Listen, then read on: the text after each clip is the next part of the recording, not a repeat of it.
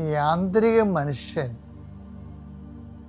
ബലം പ്രാപിക്കുന്നതിൻ്റെ ഒരു തെളിവാണ് മറ്റുള്ളവർ നമ്മൾ ഉപദ്രവിച്ചാലും we don't feel it as if we are not hurted. മറ്റുള്ളവർ നമ്മൾ ഹർട്ട് ചെയ്യും, പക്ഷെ നമുക്ക് ഫീൽ ചെയ്യത്തില്ല. അതാണ് ഈ ആന്തരിക മനുഷ്യൻ ബലം പ്രാപിച്ചാലുണ്ടാകുന്ന ഒരു റിയാക്ഷൻ ആൻഡ് റെസ്പോൺസ് എന്ന് പറയുന്നത്.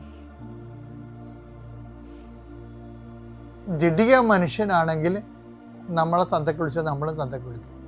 അത് അവനെ തല്ലിയവനെ നമ്മൾ തല്ലിയാൻ തിരക്കി പിടിച്ച് നമ്മൾ പോകും, അല്ലെങ്കിൽ പക സൂക്ഷിച്ച് വെക്കും. അപ്പം ജഡിക മനുഷ്യനാണ് ശരിക്കും പറഞ്ഞാൽ. ഇതങ്ങനെയല്ല, നമുക്കങ്ങനെ തോന്നത്തില്ല. പോട്ടെ എന്ന് പറയും. ഇപ്പം ഈശോ തന്നെ, ഇപ്പം ഉദാഹരണത്തിന് സർപ്പങ്ങളുടെയും തേളുകളുടെയും ചവിട്ട് കിടന്ന ഒരാളാണ് ഈശോ. ഇവിടെ സർപ്പം ആരായിരുന്നു? സർപ്പം എന്ന് പറയുന്നത് യൂദാസ് സർപ്പമല്ലായിരുന്നു. കർത്താവ് എന്താ പറഞ്ഞത്? ഞാൻ നിങ്ങളെ ഈ സർപ്പം വാ പൊളിക്കണത് ഇര തേടാനും ആൾക്കാരെ കൊത്താനും അല്ലേ? അത് തന്നെയല്ലേ യൂദാസ് ചെയ്ത്. അയാളുടെ ആക്ഷനിൽ അയാൾക്ക് പൈസയും കിട്ടി, ഈശോനെ കൊല്ലുകയും ചെയ്തു.